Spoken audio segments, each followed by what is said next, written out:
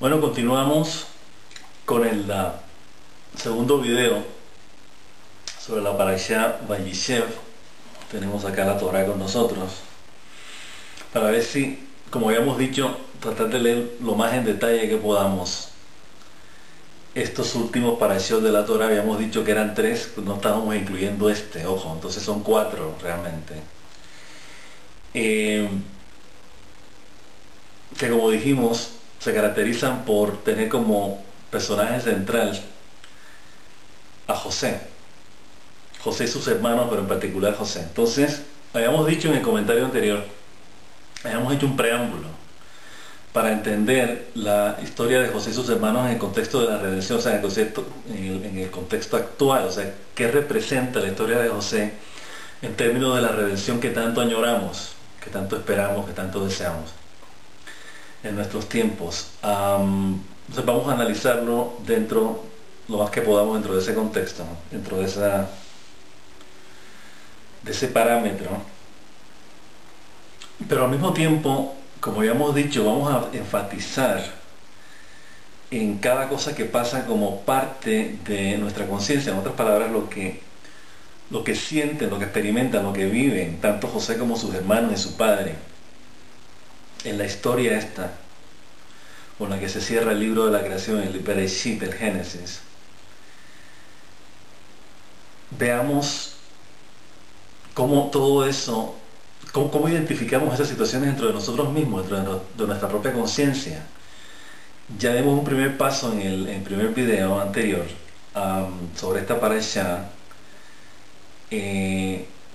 diciendo, por ejemplo, que lo que estaban experimentando los hermanos de José, celos, envidia, de alguna manera crueldad, todas estas venganzas, todas estas emociones negativas de la conciencia, porque lo son tendencias negativas de la conciencia, no son parte de nuestra verdadera naturaleza. En otras palabras, vamos a enfatizar otra vez, vamos a destacar esto. Nuestros patriarcas, los hijos de Jacob, eran intrínsecamente buenos. Esto es muy importante, buenos. Es muy importante, cometieron errores, nadie es perfecto, ya hemos dicho que no eran perfectos, nadie es perfecto. Sin embargo, ellos estaban motivados por un propósito superior, que era la línea de pensamiento, la línea de carácter que había delineado su padre Jacob y seguido, heredado de Yitzhak y de Abraham.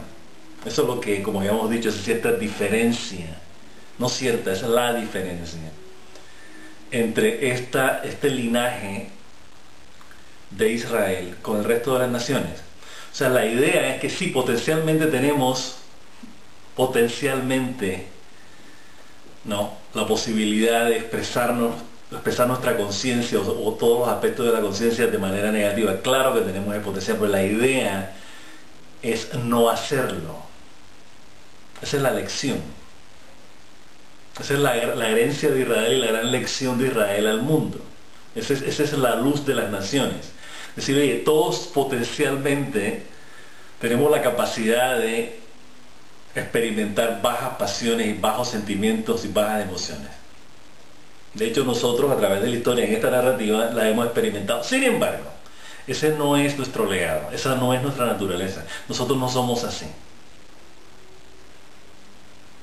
Nosotros queremos ser como lo que hemos heredado de nuestros patriarcas Abraham, Yitzhak y Jacob. Queremos ser derechos. Eso es lo que la Torah nos dice a nosotros. Ese es como la Torah nos define a Israel, a los hijos de Jacob. Entonces no estamos haciendo la Torah no nos está dando no está haciendo de nosotros una declaración de pureza ni perfección. No. Ya hemos visto a lo largo de la narrativa que nuestros patriarcas cometieron errores, no eran perfectos. Nosotros no somos perfectos, Israel no es perfecto. Sin embargo, tiene el legado, tiene la herencia de indicar el camino, no de la perfección, sino de lo bueno, de lo que es positivo dentro de la conciencia. Ese es Israel. En eso consiste la elección de Israel.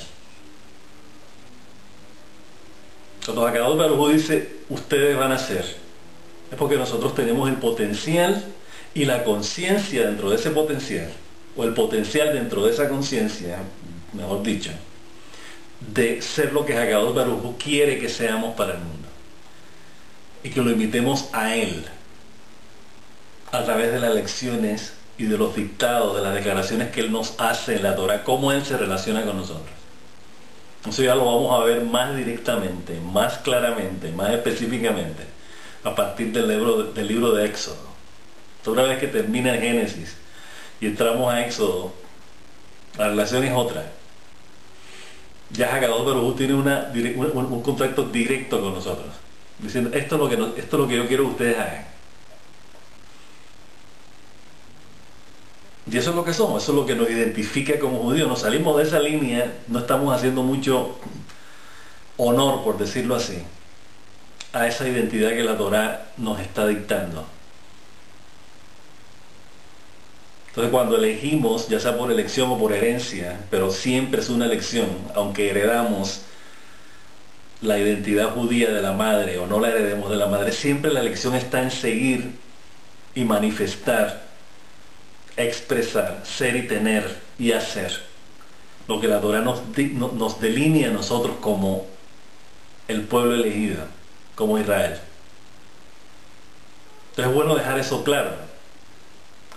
De hecho, en alguna parte comentamos, basado en Rashi, basado en otros exégetas, cuando hacen referencia a la elección de Israel, ¿no? Dicen que en la tradición oral, Hakadosh Baruj Hu, el Eterno, tuvo entrevistas individuales con las naciones de la época, eran 70. Estas son 70 raíces, básicamente. Hay muchas más naciones ahora de 70, pero en esa época eran 70. Habló con cada una de ellas. Bueno, yo tengo la Torah y tengo este plan. Ustedes quieren ser mis socios para seguir este plan, para revelar este plan, para implementar este plan. Todas las naciones dijeron no. O sea, ponían peros. Decían, bueno, esto lo podemos hacer, pero esto no lo vamos a hacer. No. Inclusive, dice Hakadosh Baruj Hu que no fue la Torah completa, sino que simplemente llevó los 10 mandamientos. 10 mandamientos, no los 613 misbot de la Torah, sino solamente 10. No eran ni 7 los de no, eran 10 de la Torah. Entonces cuando iban uno por uno, ¿no? Entonces no desearás los bienes ajenos, no codiciarás los bienes ajenos. Una nación dijo, no, eso no. Nosotros nos gustaría tener lo que los otros tienen, no tenemos ninguna objeción en desear algo que no es nuestro. Y llegar a tenerlo si lo queremos. No sirve. Otros dijeron, no matarás, y ¿cómo es que no voy a matar? Hay que matar. ¿Por qué uno no va a tener poder de matar a alguien? Tampoco. Tiene que cuidar el Shabbat. ¿Qué necesidad para qué Shabbat? El Shabbat es un día como cualquier otro. ¿Por qué hay que hacer una distinción de Shabbat? O sea, cada uno tiene una razón distinta para decir que no. Hasta que Israel dijo, no entendemos muy bien lo que quieren decir todos estos mandamientos, pero tratándose de ti, de que eres Dios, nosotros por el solo hecho de que tú eres el Eterno, vamos a hacer lo que tú dices. Ya entenderemos después qué es lo que tú quieres decir con tantos mandamientos. Esa es la diferencia. O sea, en otras palabras, nosotros nos comprometimos a seguir el plan divino. Es decir, bueno, vamos a ser portadores, vamos a ser socios contigo de tu plan. Entonces, claro, Hakadosh Baruj Hu dijo, para que ustedes revelen, manifiesten este plan y lo lleven adelante, ustedes tienen que enfilar, dirigir, conducir todos los aspectos de la conciencia de ustedes.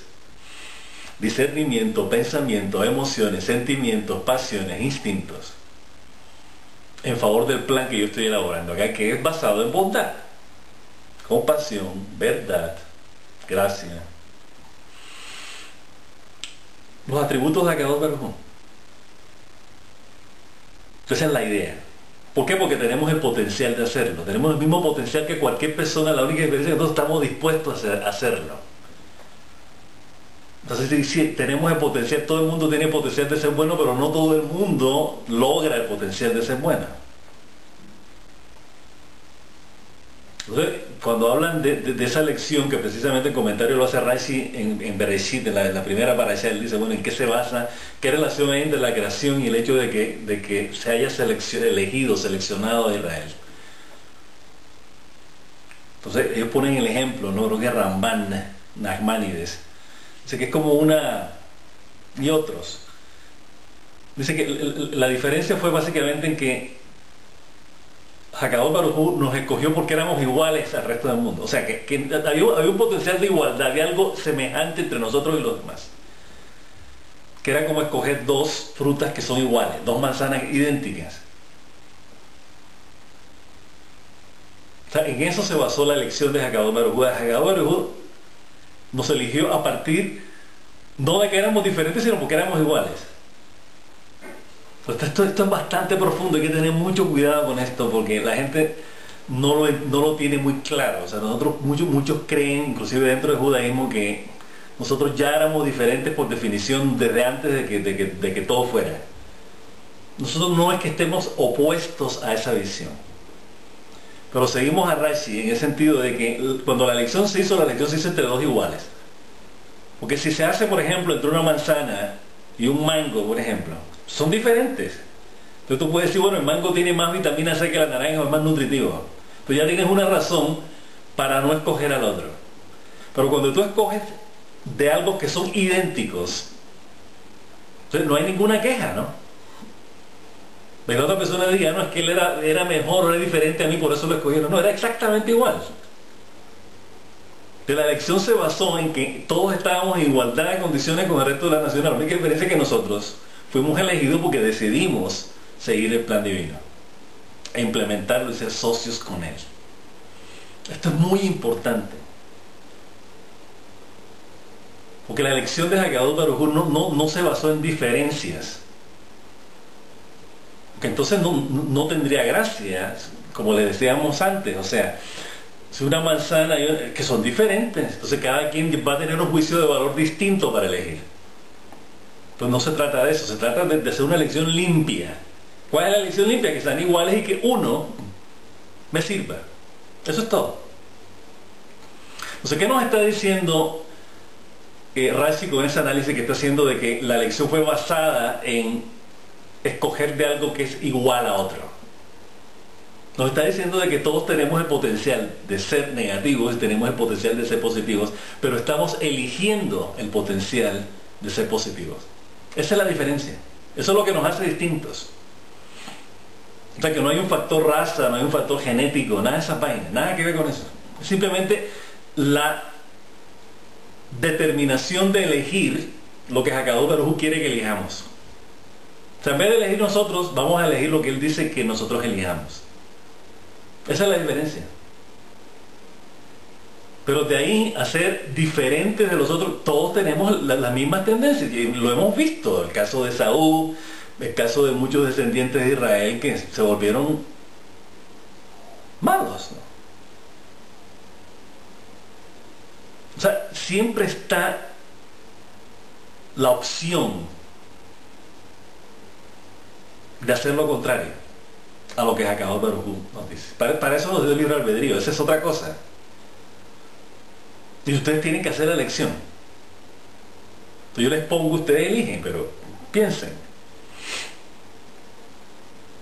Entonces, esta aclaración tenemos que hacerla para que nosotros entendamos acá un poco que los 11 hermanos de José tenían el potencial, igual que él, de llegar a desarrollar lo mismo, de llegar a manifestar lo mismo, todos.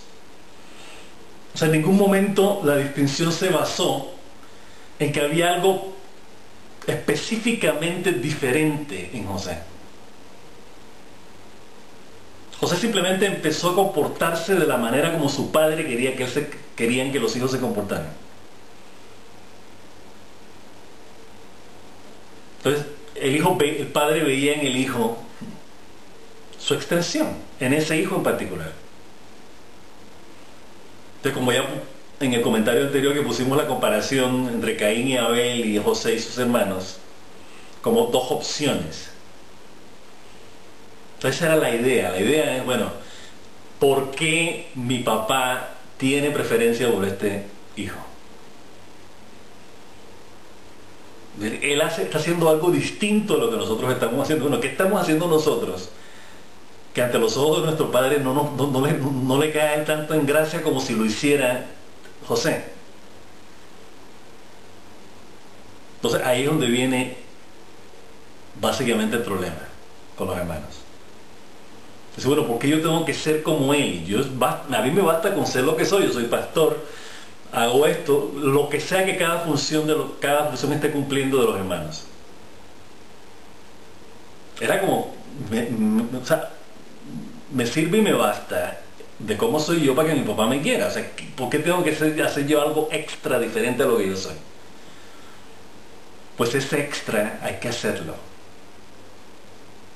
Y ese extra lo vamos a ver en el desierto cuando salimos de Egipto. Lo vamos a ver en Sinaí.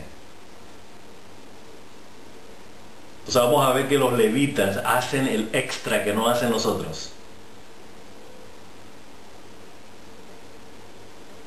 Entonces uno se pregunta, bueno, el becerro de oro, ¿no? Los levitas no participaron en ese desmadre, ¿no? Kadosh Baruj Hu dijo, estos van a ser mis sacerdotes, ya no va a ser el primogénito de cada israelí, del hijo de cada tribu, el primogénito de cada tribu. Ahora van a ser los levitas. ¿Por qué? Porque los levitas dieron el paso adelante. Dijeron, esto no lo vamos a permitir nosotros, esto no es parte del plan. No solamente se opusieron a eso, sino que pelearon contra y mataron 3000 en el rollo que hubo con el becerro de oro. Son una guerra civil, una guerra fratricida entre hermanos. Pero el propósito prevalecía. ¿Cuál es el propósito de todo este rollo de salir de Egipto, venir acá, erigir un templo? Los levitas lo tenían muy claro.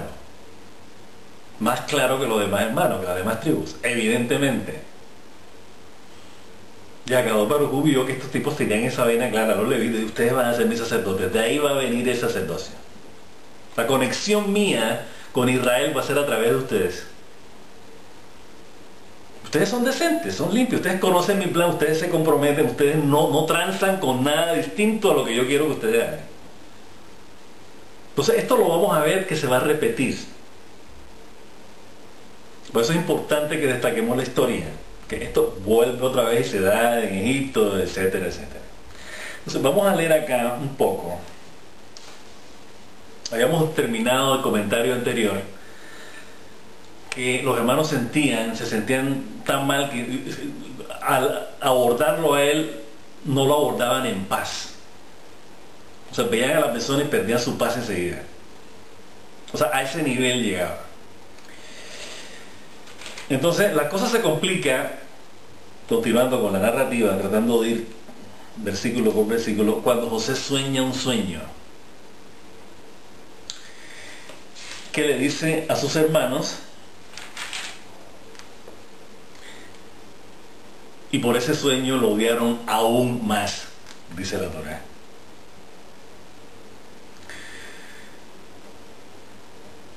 Entonces él les cuenta, ¿no? Básicamente en esencia, él tiene varios sueños. En esencia, cada sueño representa que los hermanos se iban a inclinar ante él. Entonces imagínense ustedes, para grabar aún más la situación todavía, él viene y les dice, a propósito, tuvo un sueño. Entonces esto puede tomarse de dos maneras.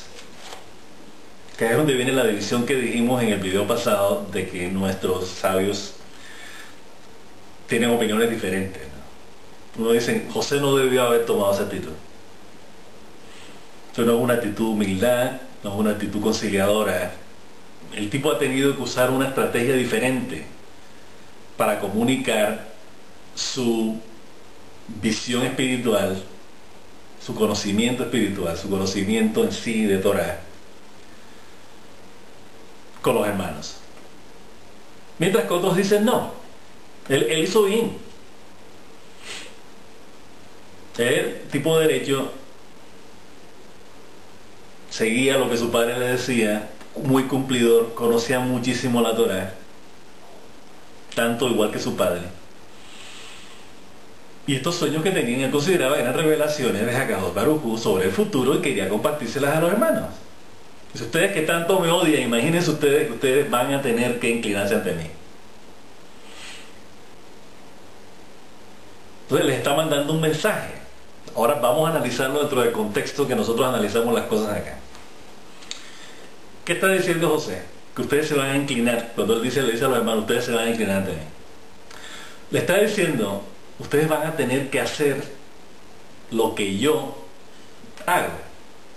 O sea, eso de alguna manera es inclinarse a la persona, es reconocer que lo que está haciendo la persona es lo que hay que hacer. Es como hay que abordar la situación o las situaciones. Se puede entender de esa manera. Ya dijeron, no. Peor todavía, no te queremos ni ver. Tú te consideras superior, tú te consideras superior a nosotros, etc. ¿Por qué ellos tienen ese complejo de inferioridad con José? O sea, ¿qué les hace pensar? Bueno, sí, la preferencia del padre por el hijo, eso ya es bastante. No, si mi papá prefiere a este hermano, es porque obviamente el tipo tiene que ser superior a mí para que él lo aprecie como lo aprecia, lo ame como lo ame. Es una manera bastante ligera y bastante emocional de ver la situación. Porque si nosotros nos ponemos en un plano ya no emocional, ni de sentimiento, de que me hieren mis sentimientos, sino a nivel racional, a nivel de discernimiento, decir, bueno, ¿qué es lo que está pasando aquí? Esa es la invitación que nos hace toda esta situación, a verlo desde un plano, desde un punto de vista muy de discernimiento. Que si lo vemos desde el punto de vista de las emociones y de las bajas emociones, como son la envidia, los celos, la venganza, la crueldad, ¿no? Y en cierta manera la avaricia, o sea, el querer tener lo que el otro tiene para que uno sea querido o admirado o amado. Es un problema si nos quedamos en ese nivel. ¿Qué fue lo que pasó? O sea, había que ascender de nivel, decir, bueno, si este hombre está en un nivel de superior, yo también voy a elevarme a ese nivel. Así no vamos a entender, vamos a estar al mismo nivel. Si es que se trataba de niveles, si se trataba de superioridad. Que por eso citamos la analogía de Caín y Abel. O sea, Caín estaba ofrendando algo que tenía que ver con un aspecto bajo de la conciencia. Él tenía que elevar su conciencia, elevarla al nivel del hermano Abel, para que su ofrenda fuese igualmente aceptada por Hakadosh Baruj Hu. Además, Hakadosh Baruj Hu se lo dice. No dice, mi preferencia no es por tu hermano porque a mí me caiga bien, él es mejor que tú. Yo lo que estoy pensando es que tú tienes que esforzarte como se esfuerza él para yo reconocer que tú realmente te estás esforzando, que estás elevándote de nivel. El cuento de esta elevación es acercarse al Creador, no es elevarse por elevarse. Esto es muy importante, ¿no? La gente dice que es un tipo que sabe mucho, que sabe mucha Torá, ¿de qué le sirve si el tipo realmente no se está elevando, no se está acercando a Hakadosh Baruj Hu con todo lo que sabe? ¿De qué le sirve? Tantos como hay por ahí, hay que ver. Hay una cantidad de gente, son unas enciclopedias ambulantes. Y uno dice, ¿realmente estos tipos están cerca de Hakadosh Baruj Hu? Tan cerca como para que con toda su sabiduría y todo su conocimiento enciclopédico, que se sabe en el Talmud de memoria, al derecho y al revés, esa cercanía que puedan llegar a tener con Hakadosh Baruj Hu nos sirva de algo para que nos ayude a nosotros, que estamos a un nivel más bajo, a un nivel inferior. Es una de las broncas que su servidor tiene con ciertos Talmid Jajamim que andan por ahí, ¿no? No, en serio, tipos que saben muchísima Torah, pero saben que da miedo. Se asusta uno de lo que saben. Hasta asusta, y wow. Está uno como en asombro.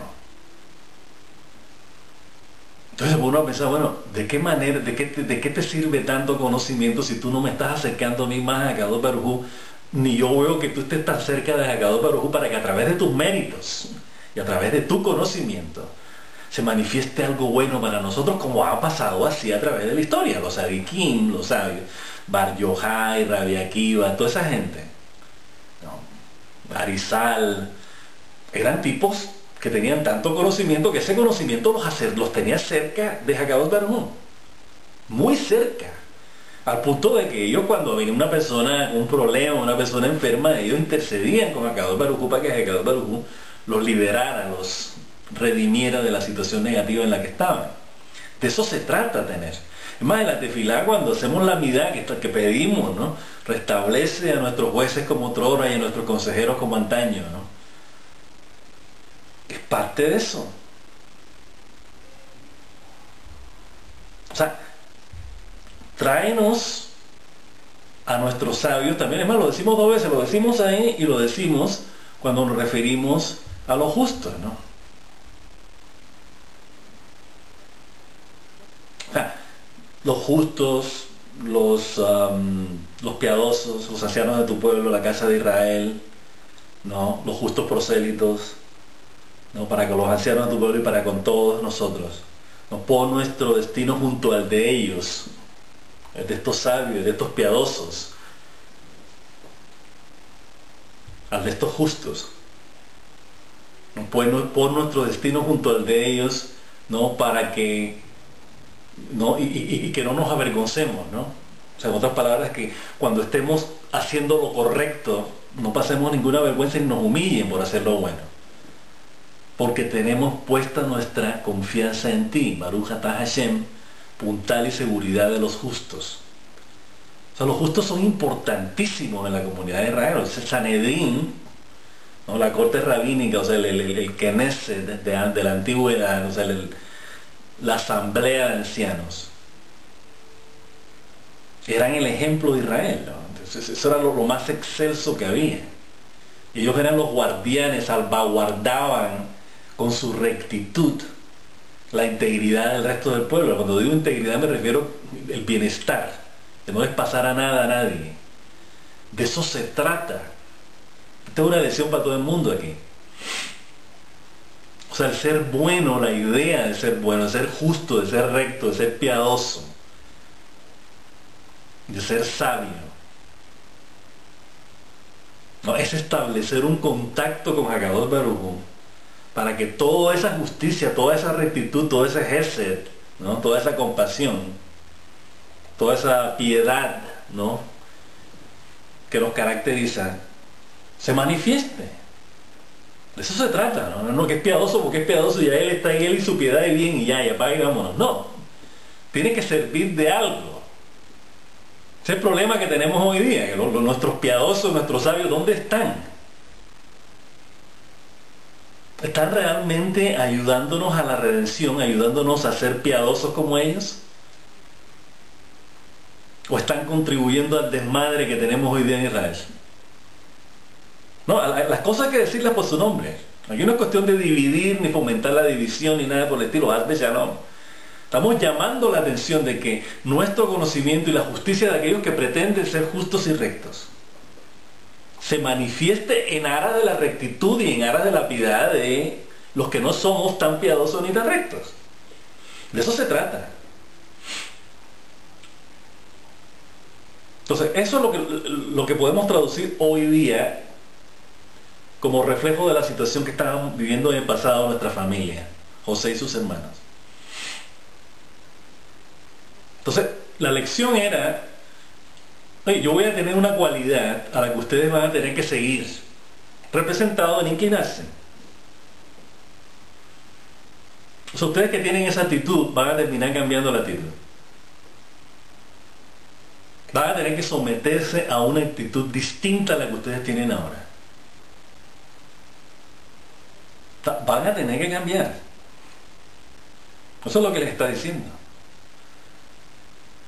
Pero los hermanos se quedaron en el plano de las emociones bajas, del celo, de la envidia, de la crueldad. Ahí se quedaron.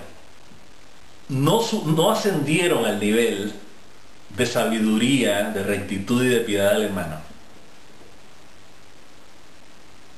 sino que lo señalaron. No, tú eres el más piadoso, tú eres el más recto, tú eres el que más sabe. ¿Y nosotros qué? Ellos debieron haber ponerse al mismo nivel del hermano y decir, bueno, ¿cuál es el cuento? Cuéntanos. ¿Qué es lo que estamos haciendo mal acá que tú nos estás señalando? No, se cerraron, no querían ni hablar con él. Verlo nada más les causaba ya urticaria, acidez estomacal.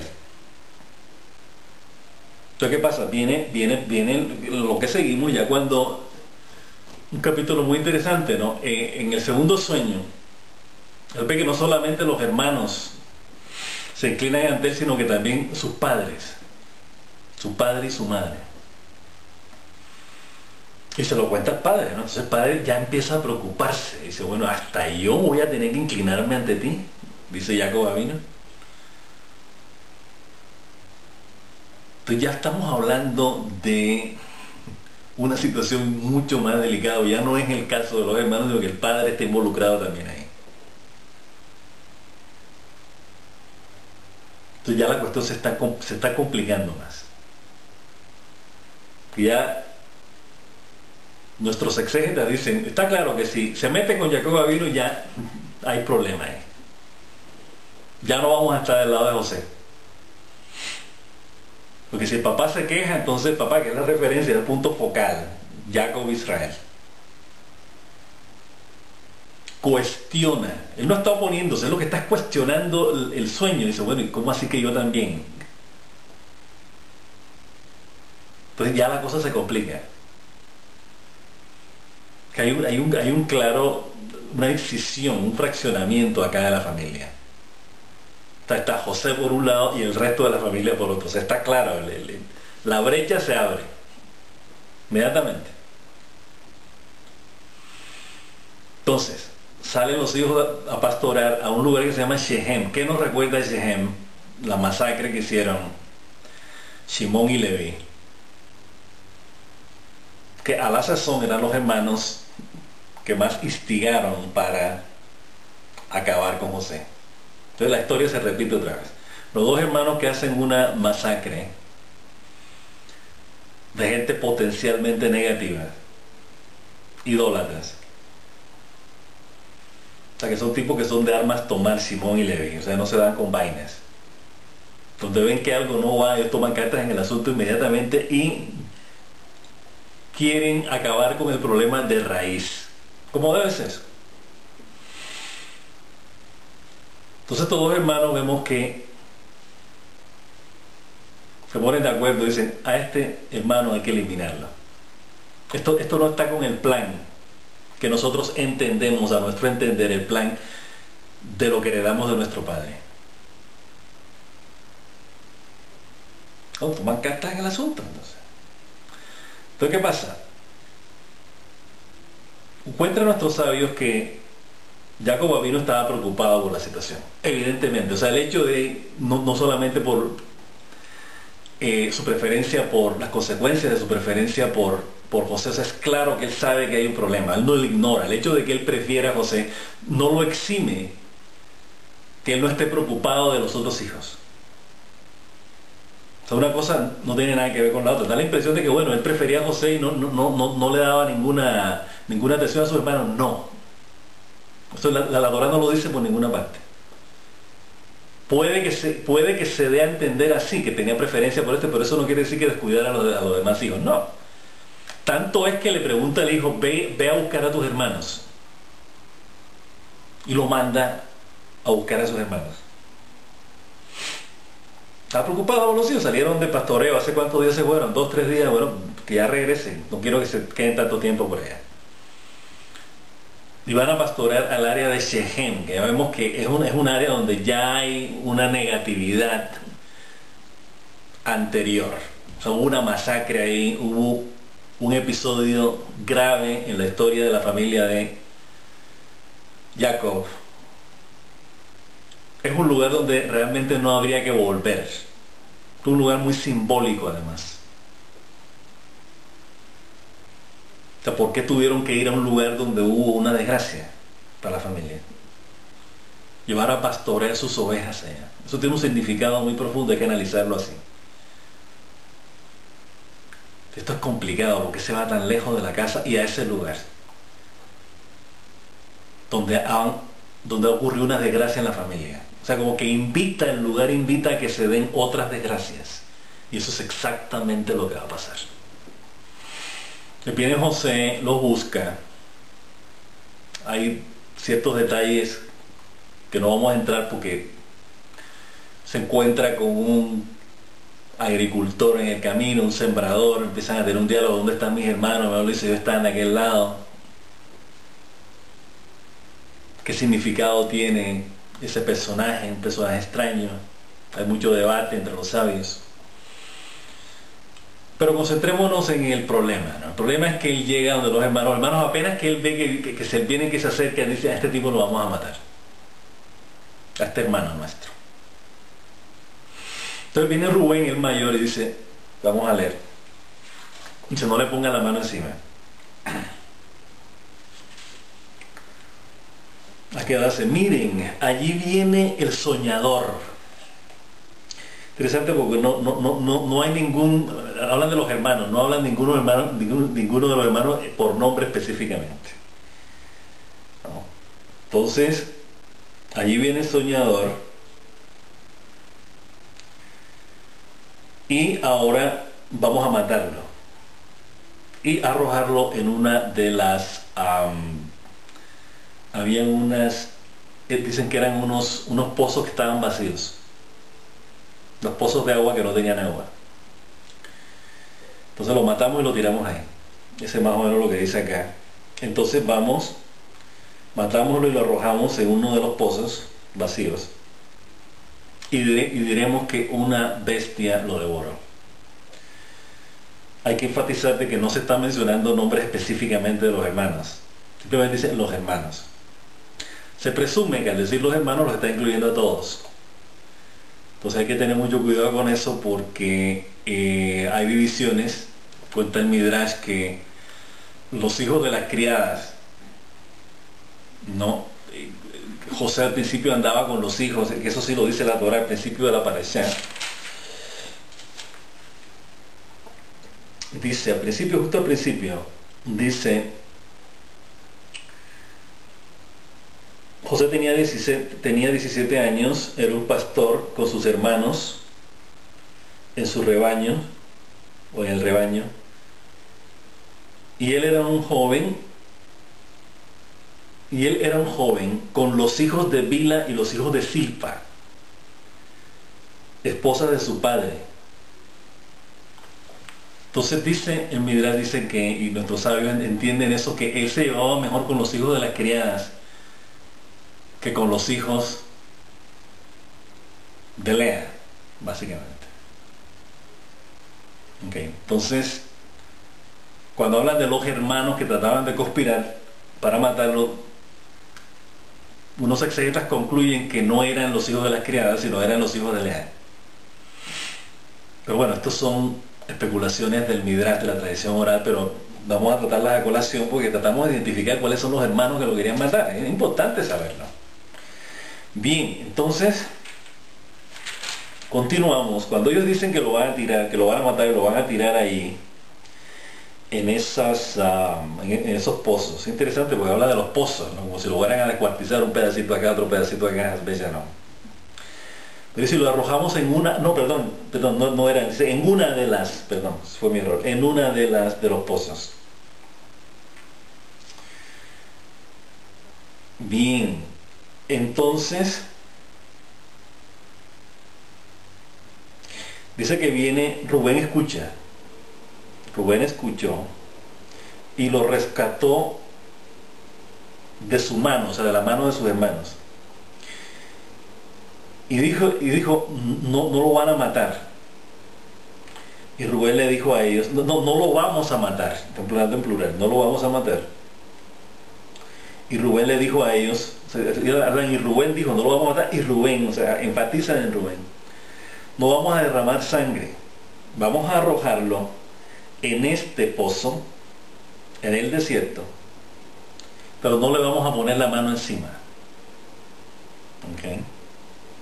Dice, intentando rescatarlo de su mano, o sea, de la mano de sus hermanos, y devolverlo luego a su padre. O sea, Rubén quiere protegerlo, dice, no lo pongan la mano encima, tírenlo ahí y ya, ¿no?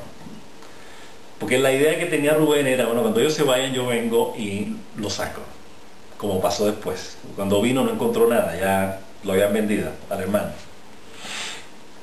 Entonces, fue cuando José vino a sus hermanos y ellos le quitaron la túnica. Interesante, porque lo despojaron de su manto real. Dice que una túnica de seda fina que estaba sobre él. Y ellos lo tomaron y lo arrojaron dentro de la fosa. Y la fosa estaba vacía y no había agua en ella. Esta vaina que viene ahora es interesante porque el aspecto de crueldad del que veníamos hablando, ¿no? Se dice, bueno, envidia porque el padre lo prefería a él.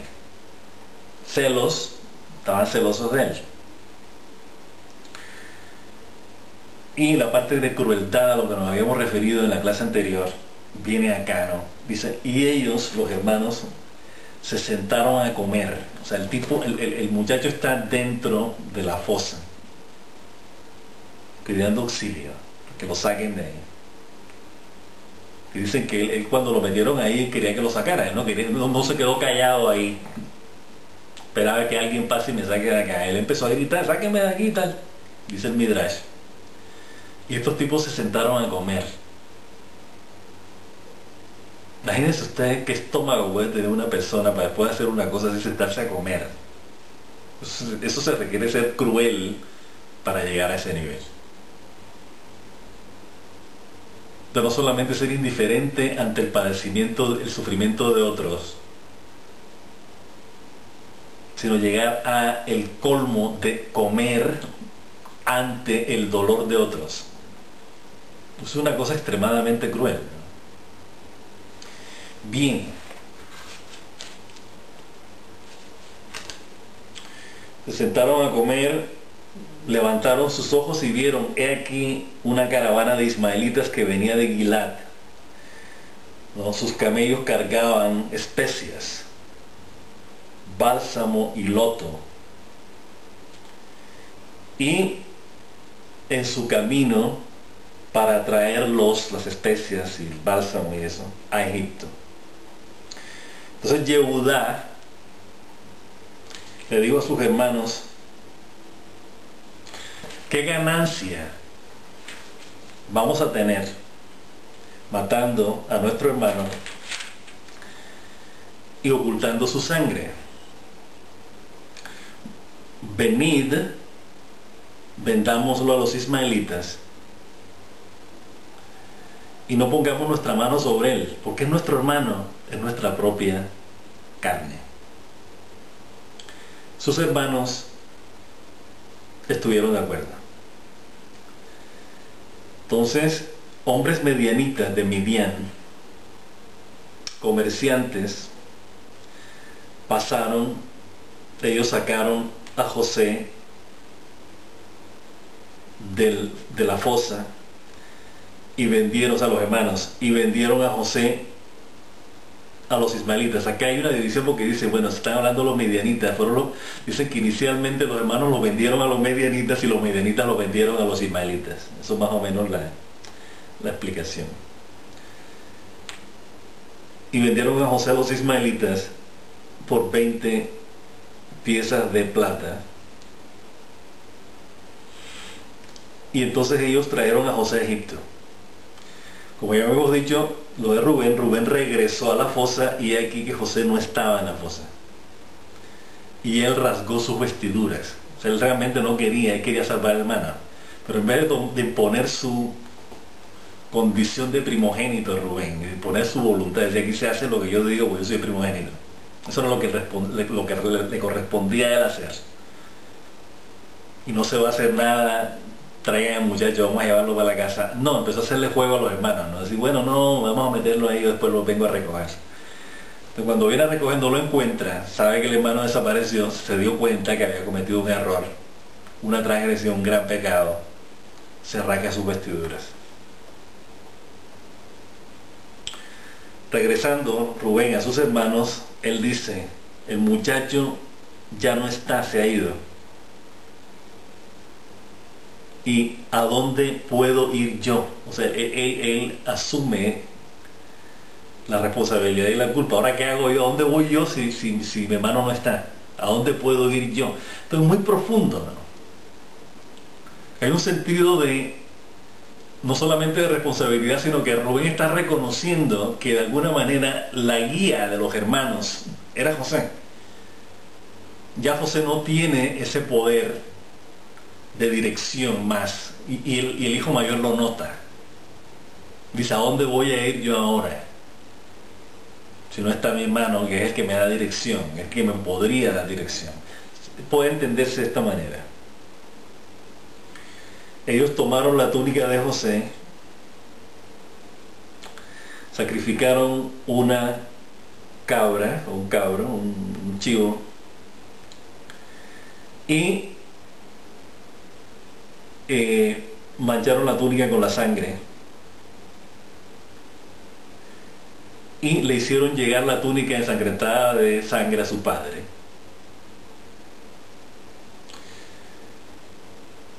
Y dijeron, hemos encontrado esto, lo hemos identificado. No, hemos encontrado esto. Tú podrías decir de que si esta túnica es de tu hijo o no. Dicen que no fueron ellos directamente, sino que ellos habían mandado un mensajero. Dice, llévale esto a nuestro padre y dile que tú te encontraste esto en el campo.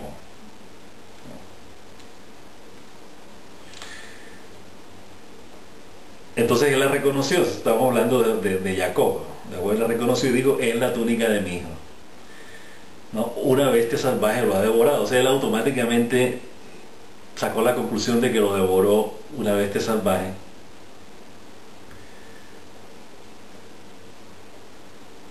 Dice, José seguramente fue devorado, hecho trizas.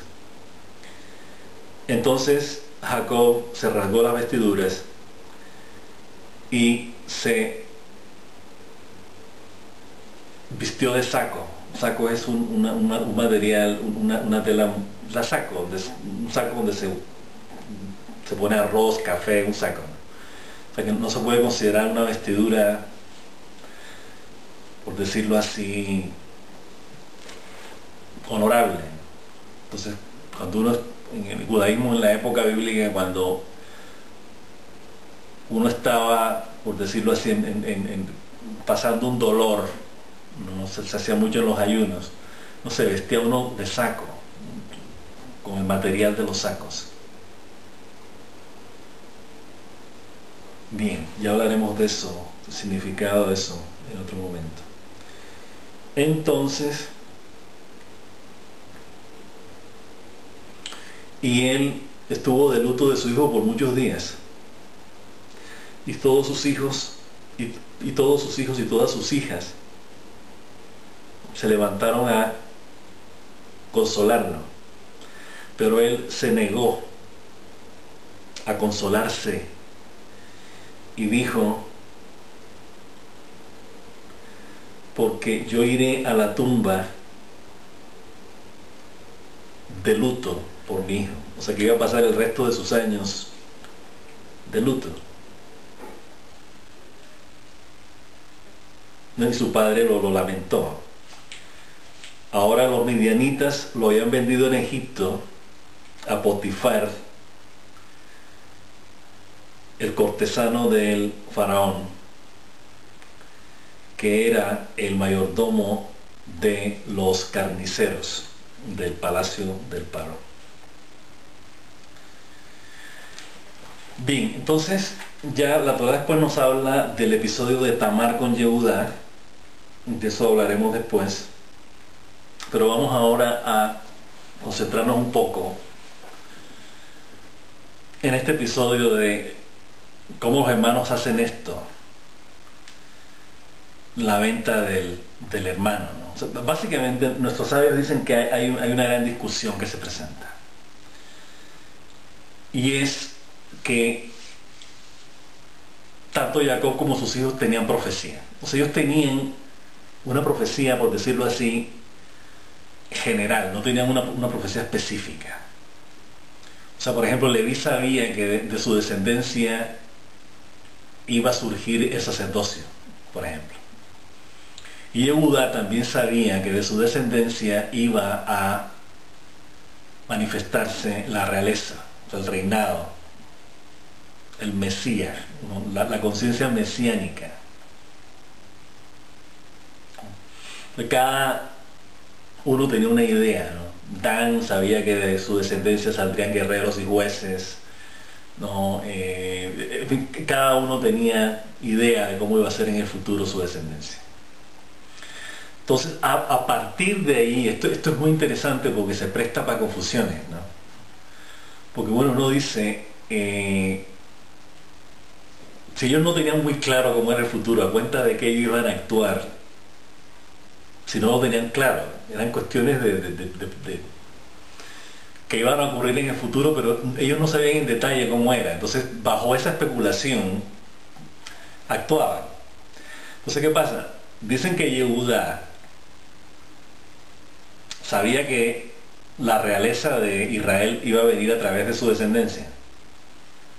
O sea, toda la que es la línea real iba a venir a través de Yehudá. Entonces, ¿qué pasa? Si ellos ven, esto es lo que debaten nuestros sabios, si ellos ven, o sea, en este caso Yehudá, ve que José se manifiesta como un rey al que hay que inclinársele. Entonces Yehudá automáticamente dice, este no es el plan. El plan es que mi descendencia, la realeza venga de mi descendencia, no de la descendencia de José.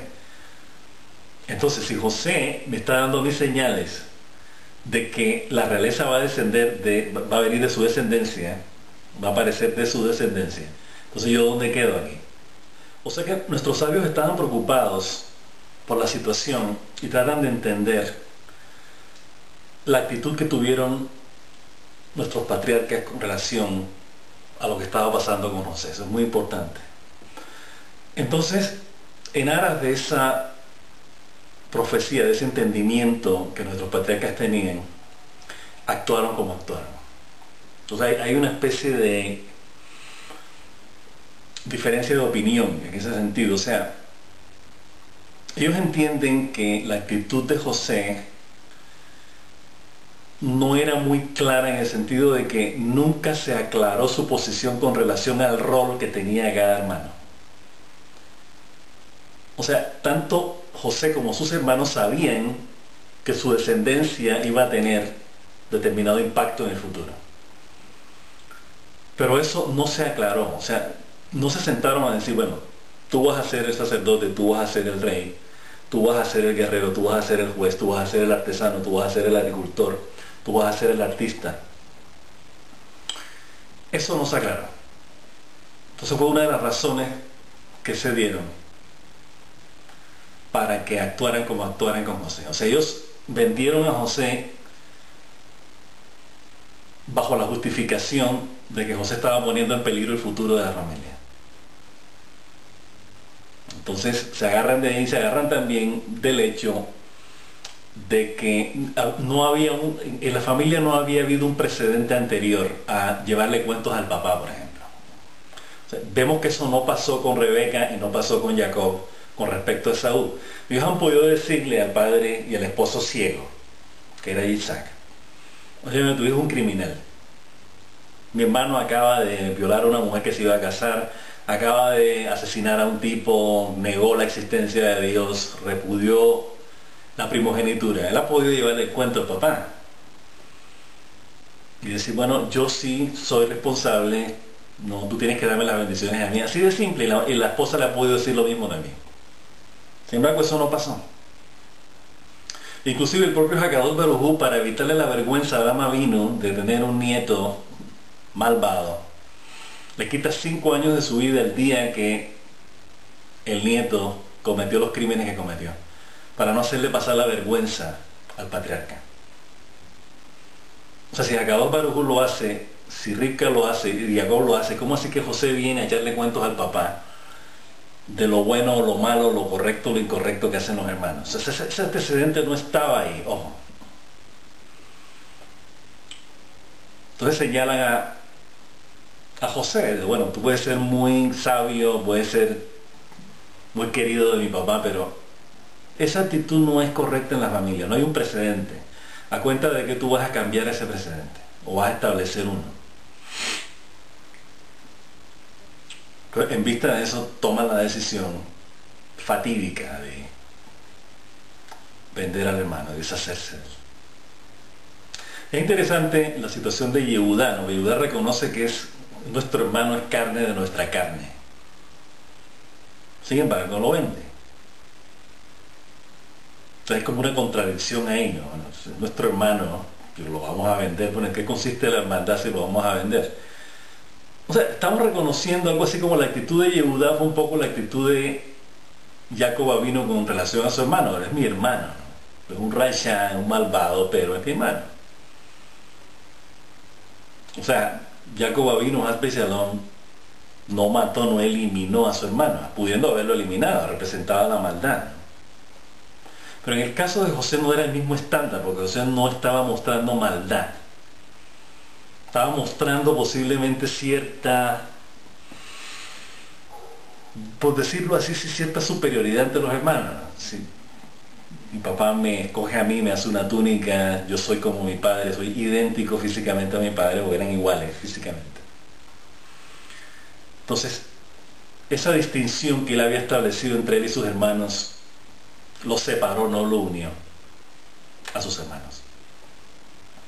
Entonces estamos aprendiendo acá de ambas partes, ¿no? De los hermanos y de José, por igual. Y vamos a ver cómo se rectifica toda esta situación. O sea, esta situación, como hemos visto, trae consecuencias nefastas. El luto del padre, un dolor que no va a superar el resto de su vida hasta cuando aparece nuevamente José en escena. Y hay un proceso de rectificación. O sea, aquí los errores no es tanto como que se castiguen, como el hecho de que se rectifiquen. O sea, la idea es rectificar los errores, no necesariamente imponer castigos, y eso es lo que vamos a ver. O sea, hay un castigo, hay castigo en el sentido de redireccionar la conciencia hacia lo positivo, que es lo que vamos a ver en el desenvolvimiento de esta historia. Entonces, hasta la próxima.